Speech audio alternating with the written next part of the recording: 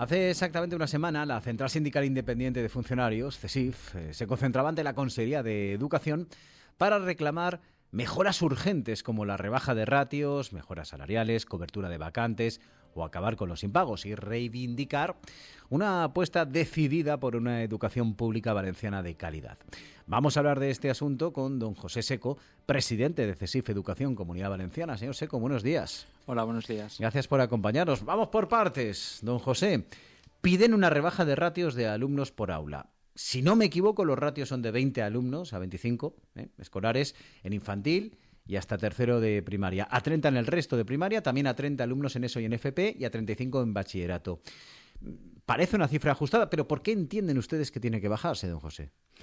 Bueno, esto es un tema que ya viene de hace mucho tiempo. Nosotros siempre hemos defendido históricamente que una atención personalizada y por lo tanto una educación personalizada siempre ayuda al alumno a que tenga una capacidad de aprendizaje mayor.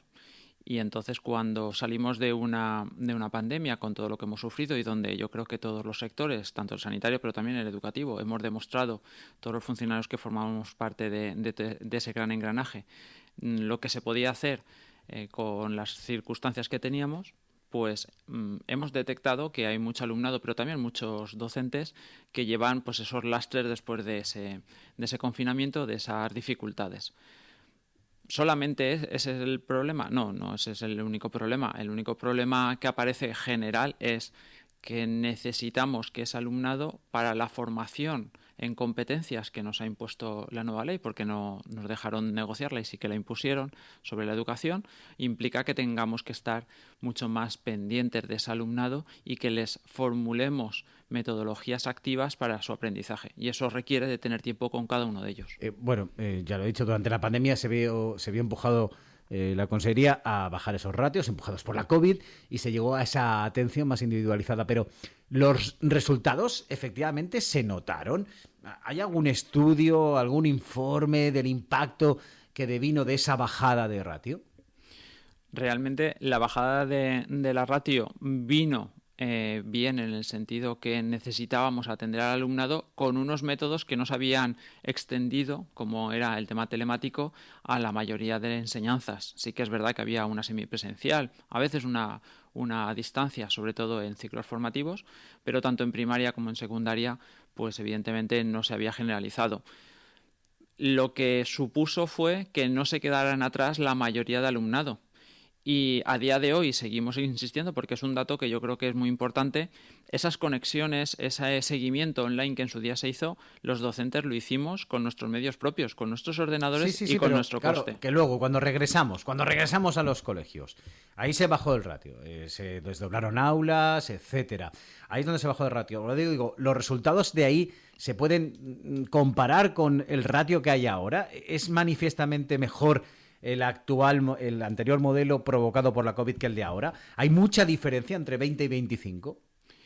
Hay mucha diferencia en el sentido de que si hacemos la división simplemente de 55 horas, que es una jornada escolar de una clase, por ejemplo, de una materia, y tenemos que atender a 25 niños frente a 20, pues evidentemente ese tiempo se les supone al otro alumnado. Además, también hay que tener en cuenta que tenemos el decreto de inclusión en la Comunidad Valenciana, y eso implica que vamos a tener alumnos que además necesitan de esa baja de ratio y necesitan de un apoyo específico. Por lo tanto, vemos ventajas y vemos cómo nuestra mayor dedicación al alumnado, porque hay menos, simplemente es mejor para su aprendizaje, sí.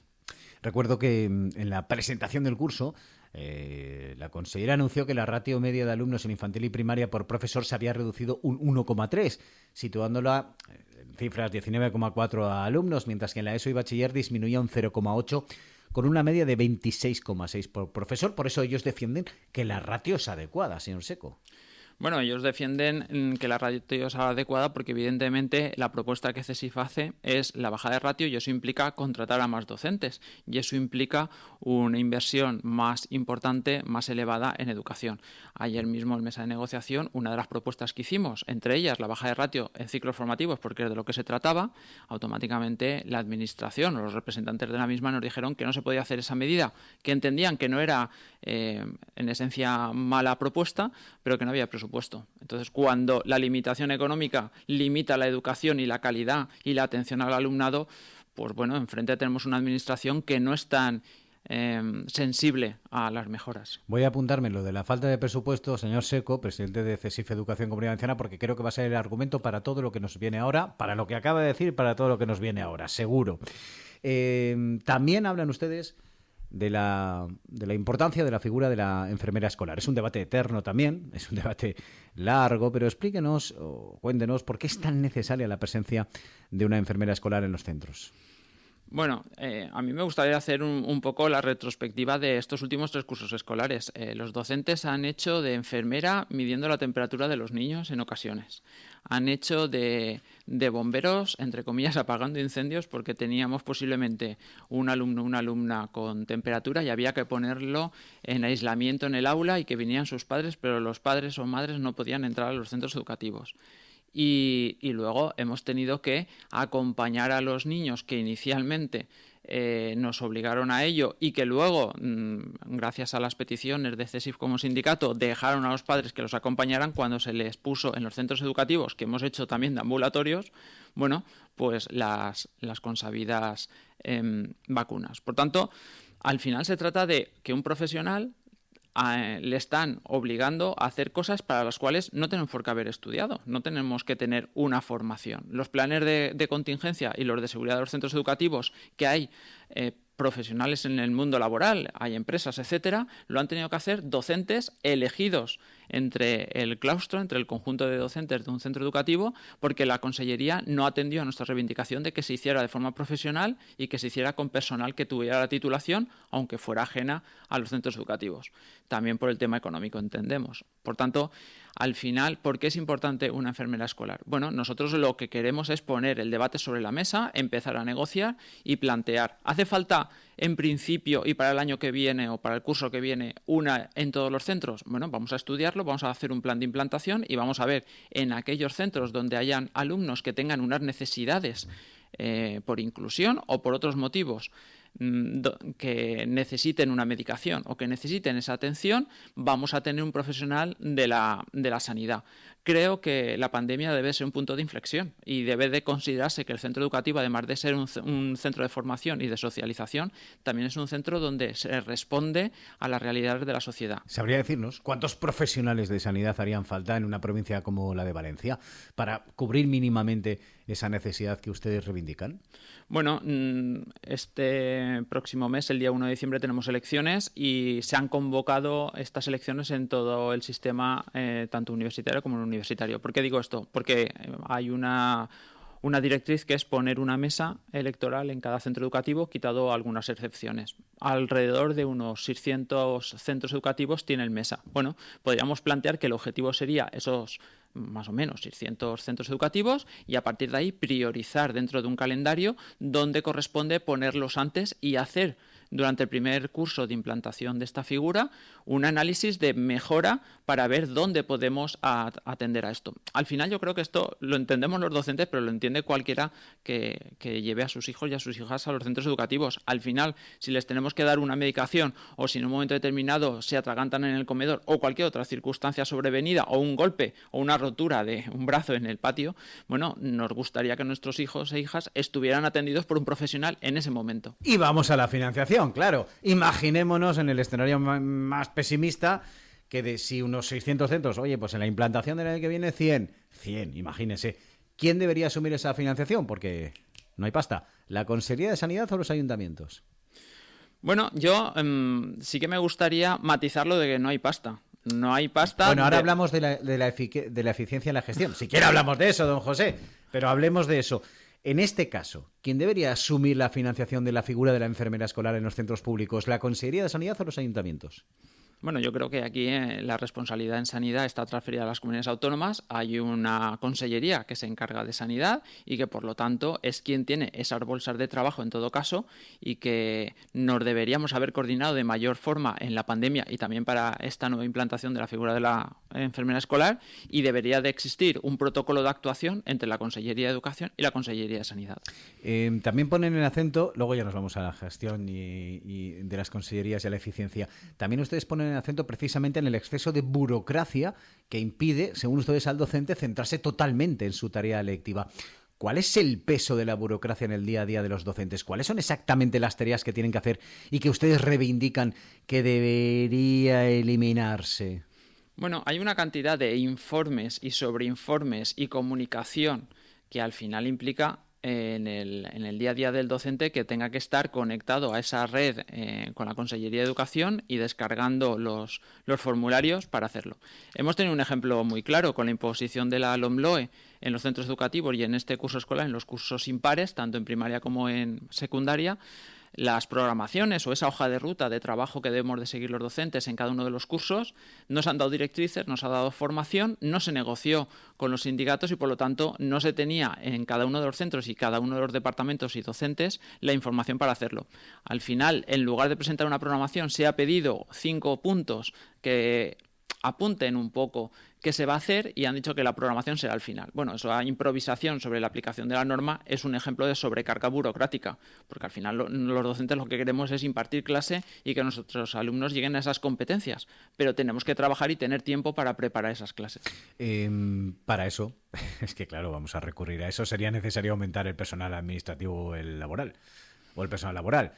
Ergo, evidentemente, más financiación, señor Seco. Efectivamente. Yo creo que todos estos casos que estamos hoy hablando aquí lo que demuestran es que nos tenemos que sentar, tenemos que hablar seriamente de un aumento dirigido en la inversión en Consellería de Educación y en la educación de la Comunidad Valenciana y tenemos que atender. Los colegios, por ejemplo, no tienen administrativos. Eso supone que las becas comedor, las becas por estudios, la matrícula o cualquier otra gestión que nos pida la Consellería de Educación la tienen que hacer los equipos directivos. ¿Qué ocurre en los institutos de secundaria? Bueno, pues en los IES lo que ocurre es que sí que hay personal administrativo y auxiliar administrativo, pero lo gestiona Función Pública, que es otra consellería. ¿Qué problema hay? Bueno, pues que las bolsas funcionan como funcionan y nos hemos encontrado casos que durante más de un trimestre no se ha tenido ni siquiera a la única persona, al único administrativo, y al final se ha sobrecargado a los docentes. Bueno, como ya le voy avanzando que no va a haber más financiación en esto, le doy la exclusiva, señor Seco. ¿Al final es posible simplificar el entramado burocrático o a lo peor también es un problema de eficiencia en los centros, en la organización? Porque a lo mejor también... Hablamos mucho de la falta de eficiencia en la administración pública. ¿Hay problemas en la gestión dentro de los centros de eficiencia o no? Bueno, yo creo que los equipos directivos, que son los responsables de la gestión del día a día de los centros educativos, son equipos que están muy formados. Además, se les exige un curso específico para esta gestión de los centros educativos. Incluso hay másteres que nos hemos de pagar los docentes de nuestro bolsillo para intentar hacer el trabajo de la mejor manera posible. Por lo tanto, desde luego siempre puede haber algún tipo de disfunción en algún momento puntual, pero en general los equipos directivos hacen una gran labor. A mí me gusta decir que el curso... el que sea, el 22-23, que es el actual, igual que otros tantos, a pesar de la administración, sigue funcionando. ¿A pesar de la LOMLOE también? Porque recuerdo el principio de curso, retraso, no nos da tiempo con la situación de aplicar en los impares. Bueno, parece ser que tampoco ha pasado nada, ¿no? ¿O qué? ¿O no ha sido tan complicado, señor Seco? Bueno, sí que ha pasado porque al final la propia Consellería ha tenido que volver atrás y en lugar de pedir esa programación, que por decir un número pueden ser 20, 25 folios, un informe importante de qué es lo que se va a hacer durante los 3 trimestres, las 3 evaluaciones, automáticamente se ha bajado a, bueno, apunten ustedes 5 puntos con pocos folios, no diremos el número porque tampoco es una cosa cerrada, con eso nos sirve, ya tenemos la excusa para la programación general anual y luego a final de curso ya nos entrega usted el documento. Por lo tanto, si algo se tenía que entregar a inicio de curso, a finales de octubre, y nos han dejado hasta junio y no se ha solucionado el problema, pues es porque a lo mejor la administración también se ha dado cuenta de que ha exigido mucho, ha dado poco a cambio y al final los centros funcionan a pesar de ellos. En la protesta a la que nos referíamos al inicio de esta entrevista, el pasado viernes, ante la Consellería de Educación, también se quejaban ustedes de que los docentes valencianos están a la cola de retribuciones de España comparado con otras autonomías. ¿Cuál es la situación, señor Seco? Bueno, pues nosotros, CESIF, que es un sindicato a nivel nacional y mayoritario en la función pública, evidentemente entendimos desde el sector de educación que había que hacer un estudio realmente para poder hablar y poder exigir la negociación sobre las retribuciones de los docentes. Creo que el conjunto de ciudadanía puede entender que hagamos una reclamación de esa magnitud, siempre y cuando hayan pruebas que faciliten el hecho de entender que no somos unos profesionales pagados como la media. En ese sentido, el estudio arrojó que de las 17 comunidades autónomas estamos en el 13 por la cola. Es decir, no llegamos a la media. Ya no se trata de cobrar como las comunidades autónomas donde más se cobra, que siempre ponemos el ejemplo del País Vasco. Pero bueno, al menos entendemos que no somos menos que otras comunidades autónomas y deberíamos de tener ya ese plan de financiación y por lo tanto de pagos a los docentes para llegar a esa media. Hay ejemplos muy tristes y que la Administración durante estos últimos 4 años, pero durante las 2 legislaturas que estos partidos están en el gobierno, no han querido atender. Y por lo tanto, vamos a poner ejemplos de que una tutoría que implica que una docente o un docente es responsable de un grupo, debe de escuchar a los profesores que les dan clase a ese grupo y debe de trasladar tanto al equipo directivo como a los tutores legales del alumnado esas dificultades e implementar medidas, implica un gran trabajo, pues evidentemente tiene una descarga horaria que se dice, da 2 horas menos, por ejemplo, de clase, pero no tiene ninguna retribución económica. Sin embargo, en otras comunidades autónomas, por ejemplo, vamos a poner Madrid, ahí sí que se paga esa función añadida al trabajo del docente. Por lo tanto, al final se trata de una remuneración justa. Si además no estamos en la media y además ahora en formación profesional nos están pidiendo el reto de enfocar las enseñanzas a las últimas tecnologías, pues hombre, yo creo que al final necesitamos cobrar como los profesionales. Nos estamos encontrando problemas de cubrir plazas, por ejemplo, en informática o en matemáticas. Y hace poco decíamos en la consellería, bueno, es que si ustedes no hacen atractivo la función docente y eso pasa también por un sueldo digno, automáticamente los profesionales se van a la empresa privada porque cobran más. Bueno, eso es lo que cobran.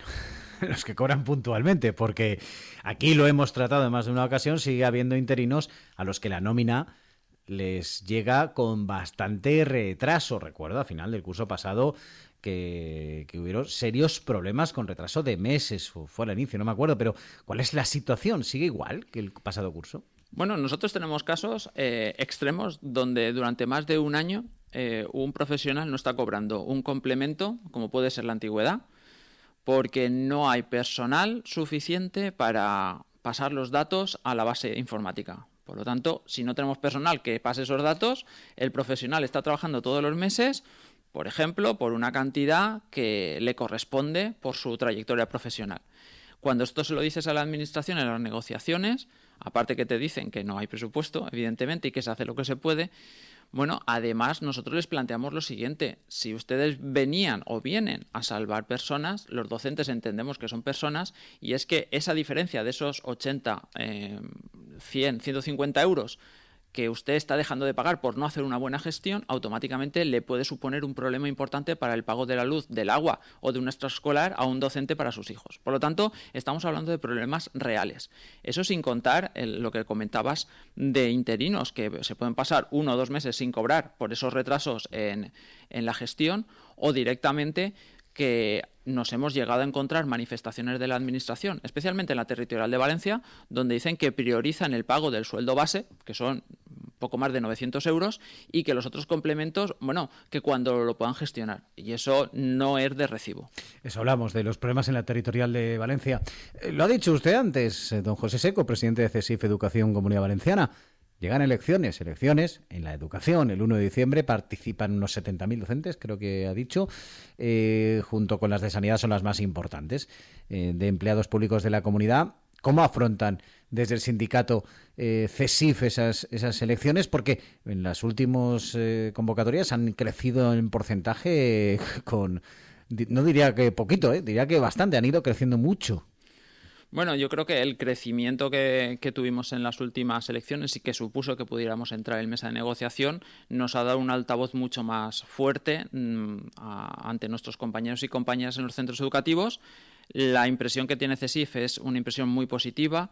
Estamos llegando a límites de cansancio en los centros educativos de las sobrecargas que ya hemos comentado aquí en alguna ocasión, y por lo tanto el hecho de que haya un sindicato independiente que nunca mire quién está enfrente, me refiero a color político, y si algo está bien, y si algo está mal, lo reclamamos, hace que seamos el mejor instrumento para nuestros compañeros y compañeras a la hora de pedir unas condiciones dignas de trabajo y unas mejoras en el sistema educativo. Y sobre todo, nos gusta trasladar este mensaje en dos líneas. Una, a los compañeros y compañeras que nos voten porque entendemos que somos el mejor instrumento dentro de los sindicatos que hay para poder pelear por esas condiciones, y que cualquier condición que el sindicato CESIF plantea en el sistema educativo siempre suma para los docentes, pero también para las familias y el alumnado. Porque el hecho de poder, por ejemplo, atender mejor al alumnado implica que la calidad de la educación va a subir y que vamos a ser, si lo queremos ver así, más competitivos en una sociedad globalizada. Don José Seco, presidente de CESIF Educación en la Comunidad Valenciana, muchas gracias por haber estado aquí con nosotros hoy en Amanece. Gracias a vosotros.